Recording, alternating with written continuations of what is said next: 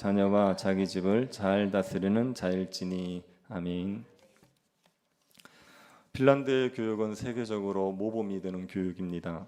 핀란드 학생들의 학업 성취도가 세계에서 1위라고 얘기합니다. 우리나라 학생들도 학업 성취도가 굉장히 높습니다. 상위권에 있습니다. 그런데 핀란드 학생들과 우리나라 학생들의 차이점이 있다면 핀란드 학생들은 공부를 재밌어 합니다. 재미있는 공부를 열심히 하다가 보니까 성적이 좋아지는 경우고, 우리나라 학생들은 공부를 정말 싫어합니다. 근데 싫은 공부인데 해야 되니까 열심히 하다 보니까 성적이 좋아지는 경우입니다.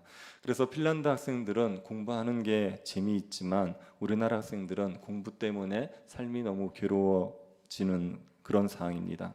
우리나라 학교 학생들에게 아침에 일어나라 학교 가자 이렇게 얘기하면 애들의 반응이 어떻지요? 들은 척도 안 합니다. 들은 척도 안 하고 계속 자지요. 핀란드 아이들은 일어나 학교 가자 그러면 좋아한답니다. 제가 직접 확인을 못 해봤지만 애들이 학교 가는 걸 너무 좋아한다고 얘기합니다. 핀란드 학생들이 학교 가는 것을 좋아하는 이유 중에 하나가 학교에서 성적을 매기지 않습니다. 경쟁하는 것 자체가 없습니다. 핀란드에서는 의무 교육 기간인 16세까지는 학교에서 등수를 매기지 않습니다. 그러니 친구랑 경쟁하지 않아도 되고 정말 배우는 즐거움을 누리면서 공부하면 되는 겁니다. 우리나라에서는 학생이 도태가 되면 같이 못 데려갑니다. 계속 진도를 나가야 되니까. 근데 핀란드에서는 경쟁 자체가 없기 때문에 도태되는 학생들도 같이 얼마든지 데리고 갈 수가 있다고 얘기하는 겁니다. 우리나라는 무조건 1등을 위해서 공부하지 않습니까? 1등 하라고 하고 공부를 시키니까 아이들이 1등이라는 그 등수를 위해서 열심히 달려가니까 공부가 점점 흥미가 없는 겁니다. 근데 핀란드 아이들은 공부를 배우는 게 재미있어서 공부를 즐기면서 할 수 있다고 얘기합니다. 그러다 보니 학업 성취도도 높은 거죠. 핀란드의 교육을 보면 참 부러운 생각이 듭니다. 제가 아이들 사역들 오래 했기 때문에 애들의 입시 때문에 스트레스 너무 받는 거 많이 봤거든요. 그래서 이런 좀 제도들을 막 바꾸고 아이들 학교를 정말 즐겁게 다녔으면 좋겠다는 생각들이 많이 들 때가 있습니다. 근데 워낙 우리들은 우리 세대가 그렇게 살았기 때문에 다음 세대도 똑같이 강요하는 것 같아요. 당연스럽게 받아들이고 그대로 그냥 유지하는 것 같습니다. 이 교육 제도가 좀 바뀌어야 됩니다. 그래서 아이들이 즐겁게 학교를 다닐 수 있는 그런 시대가 우리나라에도 와야 되죠. 그런데 교육제도 하나만 바꾼다고 해서 되는 문제가 아닙니다. 사회 시스템이 안 바뀌는데 교육제도만 바꾼다고 교육제도가 바뀔 수 없습니다. 기업에서 명문대생을 좋아하는데요. 그런데 어떻게 교육제도가 바뀌겠습니까? 기업에서 명문대를 선호해서 뽑는 한 이 교육제도를 아무리 바꾼다고 해도 이게 바뀌어질 수가 없습니다. 그래서 사회 시스템이 바뀌어야지 교육제도가 바뀌고, 그리고 그것보다 더 중요한 게 뭐냐면 가정에서의 변화입니다. 가정에서 이 교육에 대한 마인드가 바뀌어야 됩니다. 아이들이 1등을 해야 된다는 그 경쟁 위주의 교육을 학교 가면 처음 접합니까? 그렇지 않거든요. 가정에서 이미 접하고 들어갑니다. 애들 어릴 때부터 얼마나 부모님들이 닥달을 합니까? 공부 열심히 해야 된다. 그래야지 잘 살 수 있다. 끊임없이 얘기하죠. 그래서 초등학교 들어가기 전에 아이들이 영어 유치원이다, 학원이다, 온갖 것들을 다 다니고 있습니다. 요즘 초등학교에서 기역, 니은, 디귿 가르치는데 거의 없을걸요. 유치원 때 이미 다 배우고 한글을 알고 들어오니까, 그러니까 초등학생 학교에서 한글을 기초부터 가르치는 게 아니라 이미 알고 있다는 걸 전제로 수업을 하게 되는 거죠. 근데 핀란드에서는 아이들이 3세가 될 때까지는 하나, 둘, 셋만 세려면 된답니다. 아이의 수준에 하나, 둘, 셋을 세리면 그게 3세에 적절하다. 그래서 더 이상 요구하지를 않는다는 거예요. 아이들에게 뭐 외국어를 가르치거나 아이들에게 컴퓨터를 가르치거나 이런 것들을 하지 않는답니다. 6세가 될 때까지 악기를 가르칠 때도 악기의 연주법 이런 걸 가르치지 않는데요. 악기 가지고 노는 것, 그런 걸 가르친답니다. 유치원의 프로그램이 굉장히 간단하대요. 먹고 자고 놀고 이것만 한다는 겁니다. 아이들이 실컷 놀 수 있도록. 아이들의 지능이 이제 6세나 이렇게 초등학교 들어가기 전까지는 그렇게 발달한다고 보지 않기 때문에 마음껏 놀 수 있도록 해준다는 겁니다. 이런 가정에서 아이들이 자라니까 교육도 바뀌는 거죠. 그러니 가정에서부터 교육의 변화들이 있지 않은 한 이 교육 시스템 자체를 바꾼다고 해서 되는 문제는 아닙니다. 아이들의 신앙 교육도 마찬가지죠. 가정에서 신앙 교육이 이루어져야 됩니다. 교회에서 아이들을 일주일에 1시간 딱 만나잖아요. 그 1시간 만나는 것 가지고 아이들의 신앙 교육을 다 책임진다, 그렇게 될 수가 없습니다. 그래서 아무리 열심히 한다 그래도 아이들의 신앙 교육의 최종 책임은 가정에 있을 수밖에 없어요. 가정에서 아이들을 신앙적으로 잘 양육하지 않으면 교회에서 아무리 잘 양육하려고 해도 이게 한계가 있게 되는 겁니다. 그래서 가정이 거룩해져야지 아이들의 신앙 교육에 있어서도 굉장히 큰 유익이 있지요. 신자들의 가정이 중요한 게, 거룩한 게 중요합니다. 신자들의 가정이 거룩하게 세워지는 게 다음 세대 아이들을 거룩하게 세우는데 굉장히 중요합니다. 신자들의 가정이 거룩해지려면 두 가지가 필요하다고 했습니다. 첫 번째는 가정의 구성원들이 거룩해야 된다. 그래서 경건한 사람과 경건한 사람이 만나서 가정을 이루어야 된다고 했습니다. 그리고 두 번째로 필요한 게 하나님의 거룩한 통치가 있어야 됩니다. 거룩한 사람들끼리 만났다고 해서 저절로 가정이 거룩해지는 건 아니거든요. 하나님께서 거룩한 통치를 가정에 이루셔야 됩니다. 가족들이 하나님의 통치에 복종함으로 말미암아 거룩한 가정을 만들어 가야 되는 겁니다. 가정을 거룩하게 만들어가기 위해서 가장 중요한 역할이 가장에게 있습니다. 가장이 어떠냐가 굉장히 중요합니다. 가장이 가정을 끌어가기 때문에 가장이 가족들을 거룩하게 다스리기를 애써야 되시오. 그러니 가정에서 가장의 역할이 굉장히 중요합니다. 보통은 남편이 가장이 되는 겁니다. 그런데 남편이 없을 경우에는 아내들이 가장입니다. 그리고 만약에 남편이 교회를 안 다니고 아내만 교회를 다닌다, 그러면 아내가 가정에서 영적인 가장이 됩니다. 부모님이 교회를 안 다닙니다. 자녀만 교회를 다닙니다. 그러면 자녀가 가정에서 영적인 가장이 되는 거죠. 이 가장들의 역할이 어떠냐에 따라서 가정이 거룩해질 수도 있고 거룩해지지 않을 수도 있습니다. 가정에서 가장이 가정을 거룩하게 다스리기 위해서는 가장에게 세 가지가 필요합니다. 첫 번째가 권위입니다. 그리고 두 번째가 기술입니다. 그리고 세 번째가 거룩함과 의지, 이 세 가지가 필요합니다. 가장 먼저 권위가 필요하죠. 가정을 다스리는 가장에게는 권위가 있어야 됩니다. 권위가 사라지게 되면 가족들에게 경멸을 당하기 때문에 가정을 거룩하게 이끌어 갈 수가 없습니다. 남편으로서의 권위가 있어야 되고, 그리고 부모로서의 권위가 있어야 됩니다. 권위가 있어야지 가정을 거룩하게 이끌어 갈 수가 있습니다. 가장이 권위를 가지기 위해서는 어떻게 해야 됩니까? 첫 번째로 할 게 뭐냐면 가족들에게 자신에게 순종하는 게 하나님에게 순종하는 것임을 알게 해야 됩니다. 가장의 권위는 하나님께서 주시는 거죠. 하나님께서 가장으로 세우셨기 때문에 가장에게 권위가 있습니다. 하나님께서 가장으로 세우셨다면 그 가장에게 순종하는 게 하나님에게 순종하는 겁니다. 남편을 가장으로 세웠다면 아내가 남편에게 순종하는 게 하나님에게 순종하는 겁니다. 부모에게 순종하는 게 자녀들이 하나님에게 순종하는 겁니다. 이것을 가장이 자녀들에게 가르쳐야 돼요. 가르쳐서 하나님의 권위를 순종하듯이 가장의 권위를 인정하고 순종하도록 가르쳐야 되는 겁니다. 아내나 자녀들이 가장의 권위를 무시하고 멸시하도록 방치하시면 안 돼요. 이거는 하나님의 저주를 받게 하도록 방치하는 것과 똑같습니다.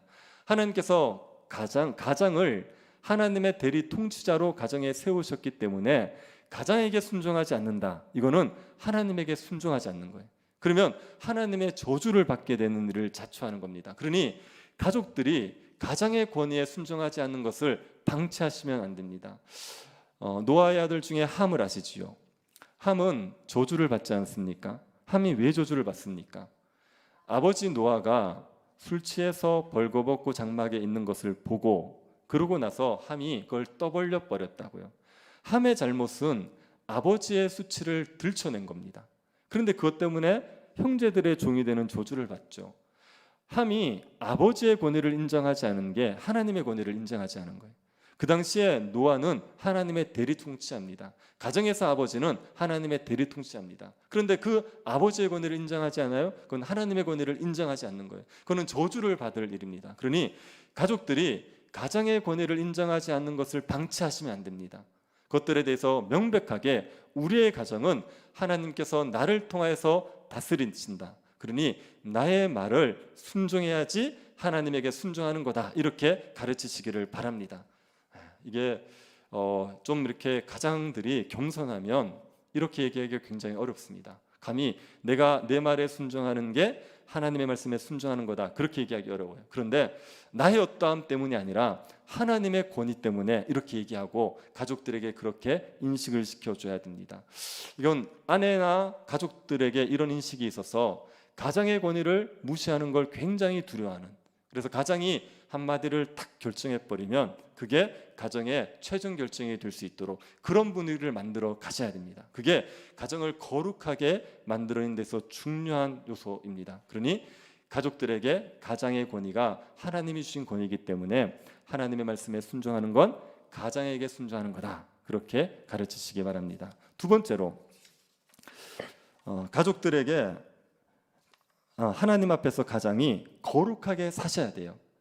가장이 거룩하게 살아야지 권위가 생기게 되어 있습니다. 가장이 거룩하게 살지 않는다고 해서 가족들이 가장의 권위를 무시해서는 안 됩니다. 가장의 권위는 거룩하게 사는 데서 오지 않아요. 가장의 권위는 하나님께서 주시는 겁니다. 그러니 가장이 거룩하지 못하더라도 가족들은 가장의 권위를 인정해서 가장의 권위에 순종을 해야 되는 겁니다. 그런데 가장이 거룩하지 않으면 가족들이 순종하기가 너무 어려워집니다. 그러니까 가장이 먼저 하나님 앞에서 자신을 거룩하게 드려서 말씀에 순종하셔야 됩니다. 가장이 하나님을 존중할 때 가장도 존중받는다는 것을 기억하십시오. 가장이 하나님을 멸시하면 가장도 멸시를 받게 되어 있습니다. 가장이 주일날 예배를 드리는데 예배를 자꾸 놀러 간다고 빼먹어 보십시오. 어떻게 자녀들에게 예배를 지키라고 얘기할 수 있겠습니까? 가장이 틈만 나면 오락에 빠져 있습니다. 그런데 어떻게 가족들에게 게으르지 말고 부지런히 주를 섬기라고 얘기할 수 있겠습니까? 그러니 가장이 하나님 앞에 거룩하게 살기를 먼저 힘쓰셔야 됩니다. 그게 권위를 가질 수 있는 방법입니다. 가장이 하나님 말씀에 거룩하게 순종하고 싶은데 가장은 그런데 가족들이 그렇지 않을 수 있어요. 그럴 때가 가장에겐 좀 어려운 때입니다. 가족들이 하나님의 말씀에 불순종하려고 요구할 때가 있습니다. 그럴 때 가장이 가족들에게 좋게 해주고 싶어서 말씀을 불순종할 수 있거든요. 그러면 안 됩니다. 예를 들어서 아이가 고3이 되었는데 아이를 학원에 보내고 싶은 거예요. 근데 그 학원이 주일날 예배 시간에 하는 학원입니다. 그래서 다른 가족들이 다 얘기하는 겁니다. 고3이지 않습니까? 그러니까 보냅시다. 그렇게 얘기하는 거예요. 그럴 때 가장이 가족들의 마음을 좋게 해주겠다고 거기에 타협해버리면 안 됩니다. 왜냐하면 처음에는 가족들이 그걸 좋아해 줄 수 있지만요, 나중에 되면 결국은 가장이 욕을 먹게 되어 있어요. 그것 때문에 가족들이 가장을 오히려 멸시하게 되어 있습니다. 아브라함의 경우를 생각하셔야 됩니다. 아브라함이 하나님에게 자녀에 대한 약속을 받았습니다. 그런데 나이가 들어가는데 자녀가 들어서지 않아요. 그때 사라가 뭘 요구하죠? 하갈을 첩으로 드릴 걸 요구하죠. 이거는 아브라함이 먼저 요구한 게 아니라 하갈이 먼저 요구한 겁니다. 아브라함은 하갈의 청을 들어준 거예요. 그래서 하갈을 첩으로 드렸습니다. 나중에 하갈 때문에 사라가 스트레스를 받았어요. 사라가 누구를 원망합니까? 아브라함을 원망해버려요. 아니요, 자기가 원했잖아요. 자기가 원해서 드린 거 아닙니까? 그런데 왜 아브라함을 원망합니까? 이거는요, 아브라함이 잘못한 거예요. 왜요? 아무리 사라가 원했더라도 하나님의 뜻이 아니기 때문에 그걸 막았어야 됩니다. 그런데 그것들을 허용해 주잖아요. 그러고 나서 사라에게조차 아브라함이 멸시를 당해버리는 겁니다. 그러니 가족들이 아무리 원한다 그래도 하나님의 뜻이 아니면은 안 하는 게 낫습니다. 그게 가족들에게도 존중받고 그리고 가정을 지킬 수 있는 방법입니다. 가족들이 아무리 원해도 가장은 말씀을 지키겠다 이렇게 결정하고 그렇게 거룩함을 추구해 가야 되는 겁니다. 그리고 세 번째로 가족들에게 자신의 연약함을 감정적인 말이나 행동으로 드러내시면 안 됩니다. 가정에게도 연약함이 있지요. 회사에서 밖에서 일을 하면서 너무 스트레스를 받아서 마음이 약해질 수 있어요. 그럴 경우에 집에 오면 그 스트레스를 가족들에게 풀어버릴 수 있습니다. 가족들에게 화를 내고 가족들에게 짜증을 내고 그렇게 얘기할 수 있습니다. 그게 가장의 연약함을 말이나 행동으로 드러내버리는 거예요. 그렇게 연약함을 말과 행동으로 드러내고 나면 가장의 권위가 흔들리게 되는 거죠. 그러니까 아무리 힘들고 어려워도 가족들에게 자기의 연약함을 드러내지 않도록, 거친 말, 거친 행동으로 드러내지 않도록 조심을 하셔야 되는 겁니다. 그리고 힘든 일이 있으면 가장이 믿음의 고백들을 하셔야 됩니다.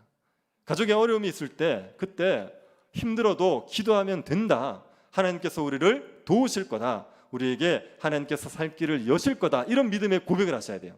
그런데 가장이 죽겠다, 망했다, 큰일 났다, 그럴버리면 가족들에게 자신의 연약함을 드러낸 겁니다. 그러지 마시고 믿음의 고백들을 가장이 하셔야 됩니다. 그러니 자신의 연약함이 말이나 행동으로 드러나지 않도록 자기를 잘 관리하셔야 돼요. 자기의 경건에 대해서 힘쓰시고 잘 관리해 가셔야 되는 겁니다. 그리고 네 번째로, 권위를 정당하게 사용하지 않아서 권위를 잃어버리지 않도록 조심해야 됩니다. 하나님께서 우리에게 권위를 주셨을 때는 가족들을 하나님의 뜻대로 다스리라고 권위를 주신 거예요. 그런데 가족들을 하나님의 뜻대로 다스리는 게 아니라 자기의 뜻대로 다스리고 싶어서 권위를 사용해 버릴 수 있죠. 내가 원하는 걸 시키는 겁니다. 그렇게 돼버리면 가장의 권위가 흔들려 버려요. 그러니까 권위를 남용해서 권위를 잃어버리는 일이 없도록 하셔야 되는 겁니다. 다섯 번째로, 너무 친밀하게 대해서 권위를 잃어버리지 않도록 조심하셔야 됩니다. 이 권면은 요즘에 젊은 사람들이 좀 새겨들어야 될 권면입니다. 저희 아버지 때만 해도 부모님들이 아버지가 되게 엄하셨어요. 엄하시다 보니까 아버지는 가까이 하기엔 너무 먼 당신입니다. 그래서 너무 무서워서 말을 섞을 수가 없어요. 그리고 아버지가 말씀하시는데 거역해요? 그건 있을 수가 없는 일이었습니다. 그렇게 엄한 부모, 아버지 밑에서 자란 자녀들 중에 자신은 그런 아버지가 되기를 원치 않아서 자녀들과 친밀하게 지내고 싶은 그런 부모들이 있어요. 그래서 자녀들과 친구처럼 지내려고 할 수 있습니다. 자녀들과 친구처럼 지내려고 너무 허물없이 지내다 보면 아버지의 권위, 가장의 권위를 잃어버리는 거죠. 절대로 부모는요, 자녀와 친구가 될 수 없습니다. 안 됩니다. 부모는 자녀를 훈육해야 되는 존재거든요. 가르치고 훈육해야 되기 때문에 친구가 될 수 없어요. 그러니까 너무 친밀해져서 가장의 권위를 잃어버리지 않도록 조심하셔야 됩니다. 가장은 가장으로서의 권위가 있어야 되기 때문에 친밀하게 지내는 건 좋지만 친구가 되어버리면 안 됩니다. 그래서 이런 방식들로 가장으로서의 권위를 지켜가셔야 됩니다. 두 번째로, 가장에게 필요한 건 기술입니다. 가정을 거룩하게 다스릴 수 있는 기술이 있어야 됩니다. 가장이 가정을 다스리는데도 기술이 필요하죠. 가장에게 가정을 다스리는 기술이 없다는 얘기는요, 글을 읽고 쓰지 못하는 사람이 선생이 되겠다는 것 똑같습니다. 의술에 대해서 모르는 사람이 의사가 되겠다는 것과 똑같습니다. 그래서 가정에도 가정을 다스릴 수 있는 기술이 있어야 됩니다. 가정을 다스리는 기술을 위해서는 어떻게 해야 됩니까? 첫 번째로 할 일이 하나님의 말씀을 알아야 되죠. 가정을 다스릴 때 말씀으로 통치하는 겁니다, 결국은. 그러니까 하나님의 말씀을 모르고서는 가정을 다스릴 수가 없어요. 그래서 가장은 하나님의 말씀을 알아야 됩니다. 이스라엘 백성들이 왕을 세우게 되면 왕이 많이 두지 말아야 되는 것 세 가지가 있죠. 마병, 은금, 처자, 아내를 많이 두지 말아야 됩니다. 이 세 가지를 많이 두지 말고, 그리고 율법책을 옆에 두고 율법책을 주야로 묵상하고 읽으라 그랬어요. 왜요? 왕은 나라를 말씀으로 다스립니다. 그런데 율법을 모르고 어떻게 나라를 다스립니까? 그러니 말씀을 가까이 두고 자꾸 읽으라 그랬습니다. 가장도 마찬가지입니다. 가장도 말씀을 가정을 다스릴 때 말씀으로 다스리게 되어 있어요. 그러니 가장이 말씀을 알아야 됩니다. 말씀을 좀 풍성하게 알아서 말씀대로 가정을 통치할 수 있어야 되는 거죠. 아이들을 말씀대로 훈육하려 그러면요, 가장들은 말씀을 좀 자세히 할 필요가 있습니다. 말씀에 대해서 대충 보기보다는 말씀을 꼼꼼하게 보고 말씀에 대해서 정확하고 풍성한 지식을 가지는 게 필요합니다. 애들이 어릴 때는 괜찮아요. 애들이 어릴 때는요, 부모가 하자 그러면 웬만하면 따라옵니다. 그런데 애들이 사춘기를 지나 보십시오. 그러면 그때부터 따지기 시작합니다. 당연하게 하던 것들을 왜 그런지를 묻기 시작해요. 왜 주일날은 교회를 가야 됩니까? 이렇게 묻기 시작해요. 그리고 교회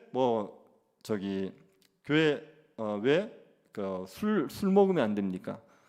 저희 딸내미도 이제 대학 가서 술 문제 때문에 막 이렇게 애들이 다 술을 마시는 거예요. 그때 이제 왜 술을 먹으면 안 됩니까? 이런 걸 따진다고요.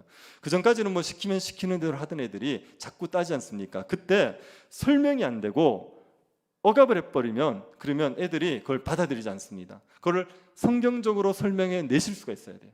그러니까 가장은 말씀을 좀 자세히 보셔서 말씀을 설명해 줄 수 있을 정도로, 가족들에게 설명해 줄 수 있을 정도로 말씀에 좀 풍성한 지식이 있으셔야 됩니다.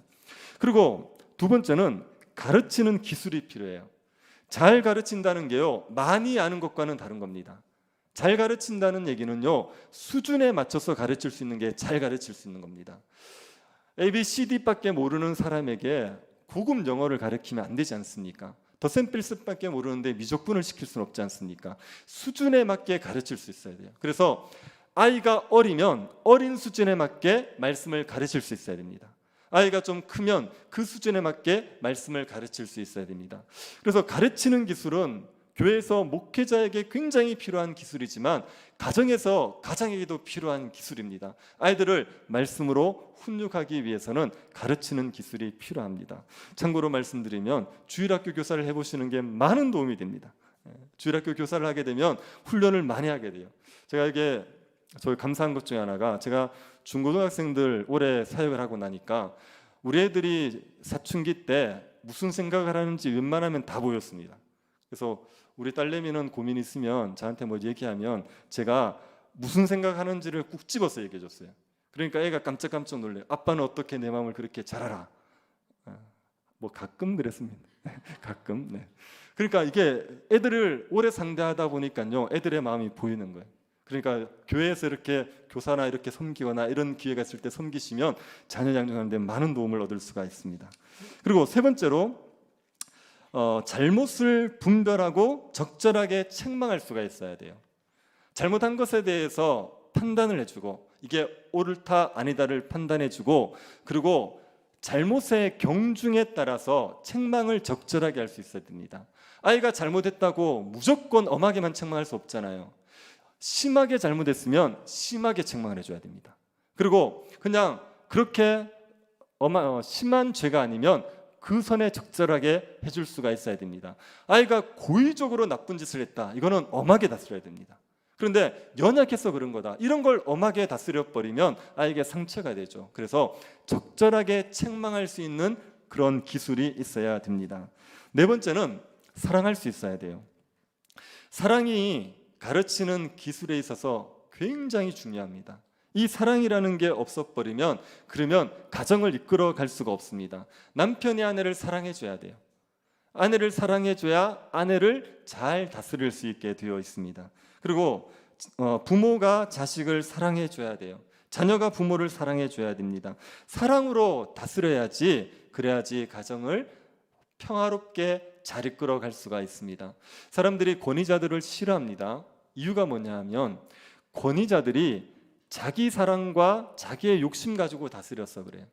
만약에 권위자들이 그 공동체의 사람들을 정말 사랑함으로 다스려 보십시오. 권위자를 싫어할 이유가 없습니다. 제가 예전에 어떤 신부님, 천주교 신학자의 책을 봤는데요, 그분이 그렇게 얘기하더라고요. 교황제도 있지 않습니까?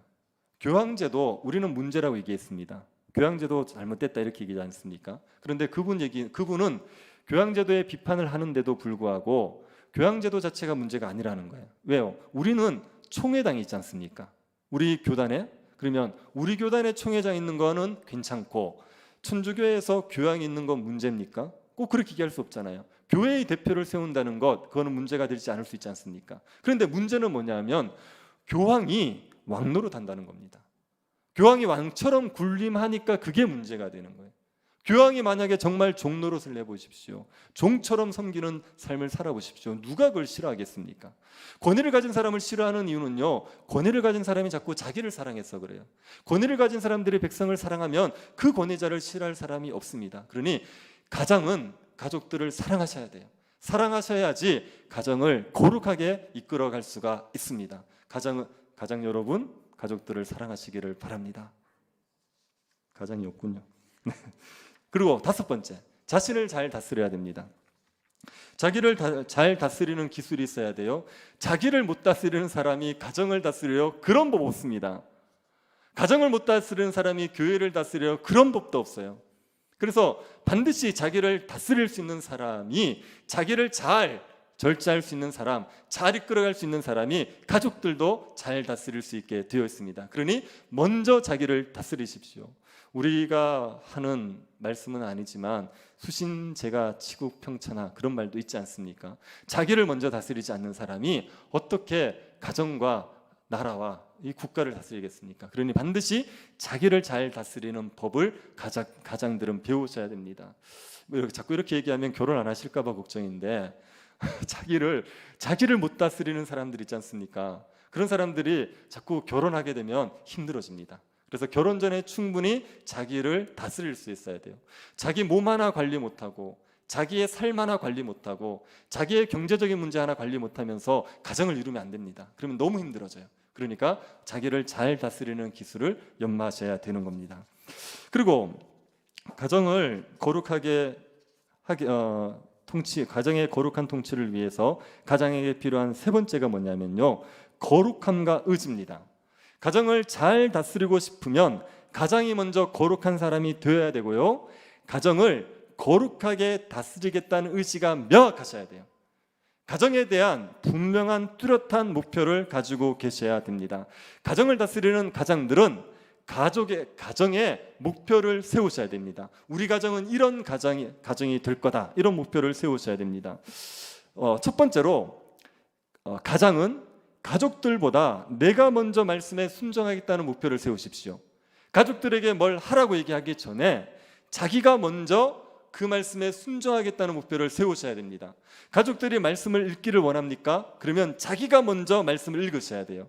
가족들이 말씀대로 살기를 원하십니까? 자기가 먼저 말씀대로 사셔야 됩니다. 이게 우선되는 목표입니다. 자기가 먼저 말씀에 순종하겠다는 목표를 세우시고 자신이 순종하기 위해서 먼저 애를 쓰셔야 됩니다. 그리고 2번째로 보물을 땅에 쌓지 않고 하늘에 보물을 쌓고 하늘에 쌓인 보물을 생각하고 즐거워하는 게 우리 가정의 목표다, 이렇게 명확하게 하십시오.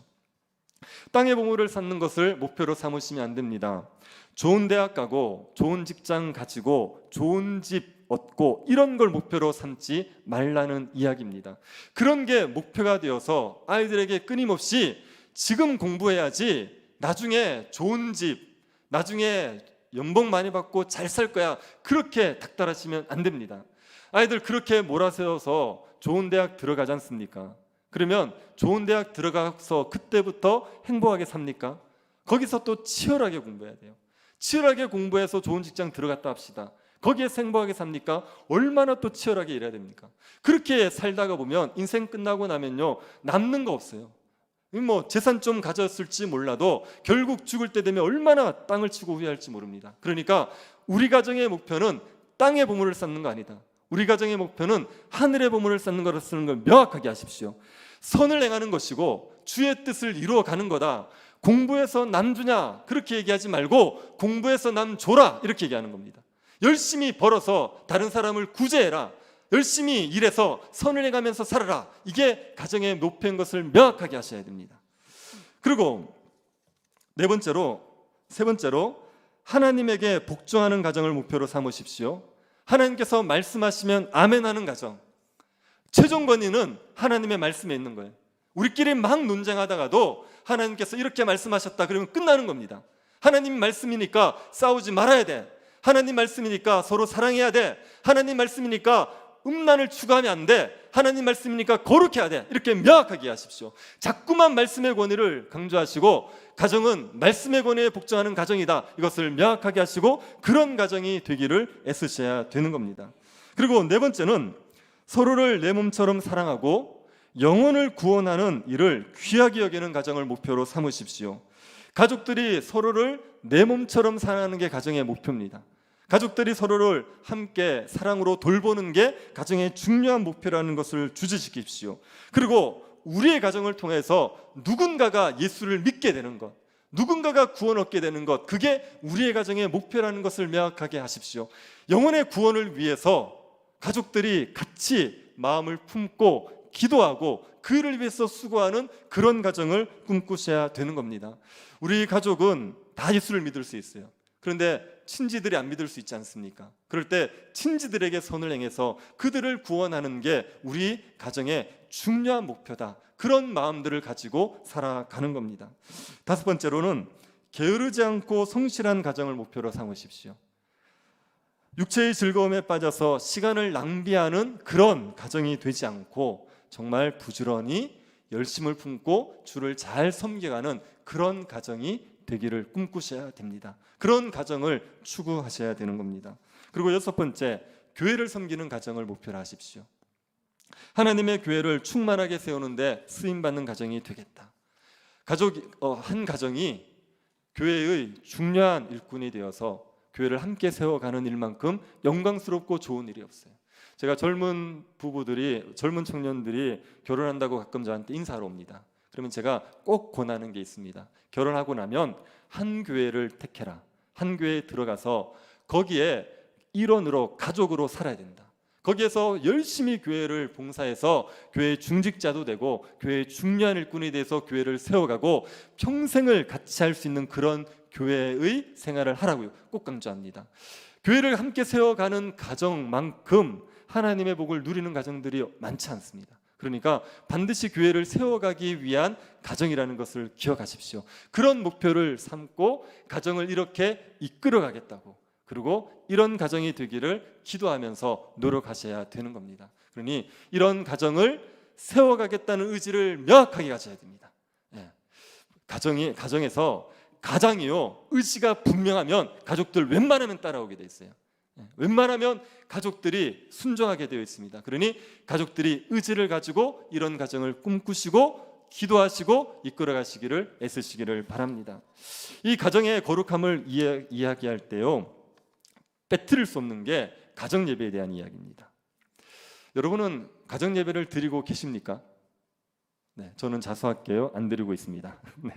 제가 아이들 어릴 때는 자기 전에 꼭 기도하고 잤거든요. 좀 크니까 그것도 잘 안 하게 되고, 그리고 한 번씩 이제 교회에서 주는 가정 예배 가지고 예배를 드렸었는데 요즘은 또 뭐 이렇게 바쁘다는 핑계로 안 하게 되고 있어요. 그래서 저는 가정 예배를 지금 안 드리고 있는데, 제가 결혼하기 전에는 가정 예배를 꼭 드려야 된다는 생각이 있었습니다. 그런데 책 한 권을 보다가 그렇지 않다는 얘기를 들었어요. 강해 설교에 대해서 유명한 목사님이 설교집을 책을 쓴 걸 봤는데, 거기에 보니까 가정을 이렇게 기독교적으로 만들어 간다고 반드시 가정 예배를 드릴 필요는 없다, 이거를 봤었어요. 제가 그래서 제가 가정 예배에 대한 부담을 탁 털쳐버렸죠. 그러고 나서 가정 예배를 뭐 드려도 되고 안 드려도 되는 걸로 생각하고 있었는데, 그런데 리차드 백스터 목사님의 책을 보니까 가정 예배를 반드시 드려야 된다는 겁니다. 여러분, 가정 예배를 드리면 일주일에 몇 번 정도 드리면 될 것 같습니까? 여러분 생각에 한번 얘기해 보십시오. 몇 번 정도면 괜찮을 것 같습니까? 한 번? 한 두 번? 리차드 백스터 목사님이요, 하루에 2번을 드려야 된대. 가정 예배를 꼭 하루에 2번씩 드려야 된다는 겁니다. 제가 그래가지고 가정 예배를 드려야 된다는 게 성경적으로 합당한 이야기인가 싶어서 이분의 논증하는 걸 유심히 살펴봤어요. 이분이 왜 가정 예배를 드려야 되는지를 이렇게 논증하셨습니다. 첫 번째, 가정 예배를 드릴 수 있도록 하나님께서 많은 이점을 주셨기 때문에 가정 예배를 드려야 된다는 겁니다. 아이들이 어릴 때 아버지가 예배 드리자 그러면 예배 드리거든요. 지금도 우리 아이들 제가 예배 드리자 그러면 예배 드려요. 그래서 예배를 드릴 수 있는 이점이 있는 거예요. 그러니까 가정 예배를 드려야 된다, 이렇게 얘기했습니다. 그리고 두 번째는 가정 예배 드리는 것이 자연법이 요구하는 거래요. 자연법이 요구하는 건 얘긴요, 그거는 어떤 설명이 필요 없이 그냥 우리 마음에 드려야 된다는 생각이 든다는 겁니다. 왜요? 하나님께서 가정을 만드셨죠. 하나님께서 가정을 이끌어 가시죠. 하나님께서 가정에 은혜 베푸시죠. 그러면 가정 예배를 드리는 게 너무 당연하지 않냐 이렇게 얘기했습니다. 그리고 세 번째는 하나님의 임재를 가정에서 누리고자 하면 가정 예배를 드려야 된다는 겁니다. 우리가 교회에서 예배 드릴 때 하나님 임재를 누리지 않습니까? 그 임재를 가정에서도 누리고 싶다. 그러면 가정에서도 가정 예배를 드려야 된다는 거죠. 그리고 네 번째, 그리스도인 가정이 거룩하게 되었다면 마땅히 하나님을 예배해야 된다는 겁니다. 거룩하다는 얘기는요, 구별되었다는 얘기예요. 하나님을 위해서 뭔가를 구별하면요, 그게 거룩한 겁니다. 그리스도인 가정은 하나님을 위해서 구별된 가정이에요. 그러면 당연히 예배를 드려야 되지 않느냐 이렇게 얘기했습니다. 여러분은 납득이 되십니까? 네. 제가 이거 보면서 저는 납득이 잘 안 됐어요. 이게 정말 하루에 2번씩 드려야 되는 근거가 될까 이런 생각이 들었습니다. 왜 2번을 드려야 되냐고 얘기하냐면 다니엘이 하루에 3번을 기도했습니다. 그러니까 구약의 성도도 하루 3번을 기도했는데 신약의 성도가 못해도 2번은 드려야 된다 이렇게 얘기하더라고요. 그리고 이제 가정 예배를 드리는 예로 제시하는 게 여호수아, 나와 내 집은 여호와를 섬기겠다. 그 다음에 고넬료의 가정에 가정 예배를 드렸다. 이걸 예로 제시했습니다. 제가 아무리 열심히 읽어도 저는 납득이 안 됐어요. 저는 이게 가정 예배를 꼭 드려야 된다는 논증이라 이게 납득이 잘 안 되더라고요. 그런데 제가 왜 납득이 안 되냐면요, 가정 예배를 드리기 싫은 거예요. 그게 제일 컸습니다. 가정 예배를 드리고 싶은 마음이 있으면 이 정도 얘기하면요 아멘입니다. 그리고 이걸 가지고 가족들에게 가정 예배 드리자고 얘기했을 거예요. 근데 제가 가정 예배를 드리기가 싫은 거예요. 왜 싫냐면요, 저는 예배를 너무 많이 드려요. 네. 교회에서 하루에도 2번씩 드릴 때도 있고 3번씩 드릴 때도 있고, 그런데 또 집에 가서 예배를 드리면요 사역하는 것 같아요. 집에는 쉬어야 되는데. 그러니까 저는 예배를 드리기가 싫은 겁니다. 그런데 자꾸 덱스터 목사님은 가정 예배를 꼭 드려야 된다는 거예요. 성경적인 근거라는 겁니다. 그래서 제가 아무리 논증을 읽어봐도 마음에 납득이 안 돼서 아니다 그랬는데요, 마지막 말에 제가 굉장히 찔림을 받았습니다. 덱스터 목사님이 이런 얘기를 하세요.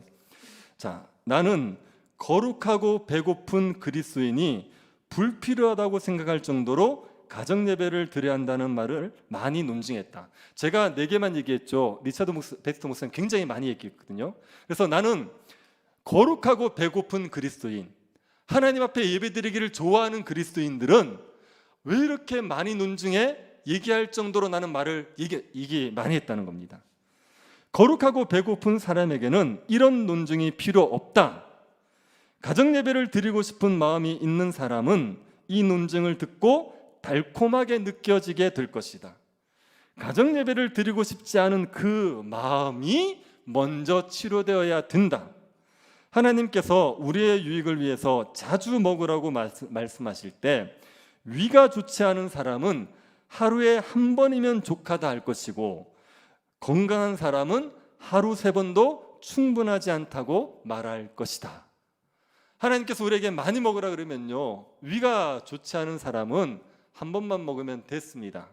그런데요, 건강한 사람은요 많이 먹을 거라는 거예요. 예배를 드리고 싶은 마음 있는 사람들은요 이렇게 논증 안 해도 됩니다.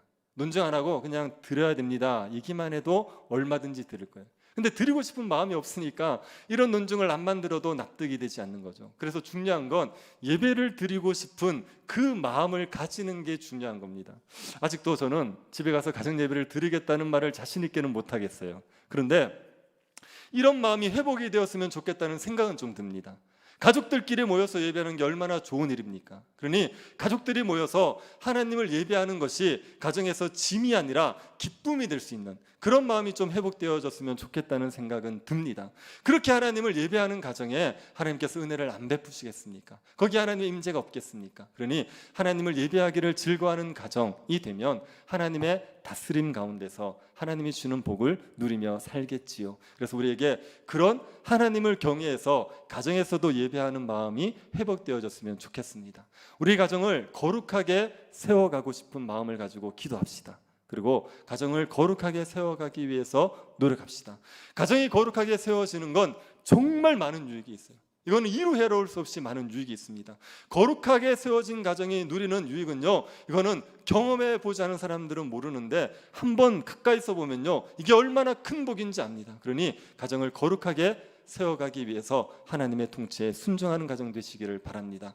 가장들은 권위를 가지십시오. 가장들은 기술을 가지십시오. 가장들은 거룩함과 의지를 가지십시오. 그리고 가정을 거룩하게 세워가시겠다 생각하시고 거룩한 가정을 세우셔서 하나님이 주시는 가정의 복을 넘치도록 누리며 살아가는 복된 가정 될 수 있기를 간절히 바랍니다.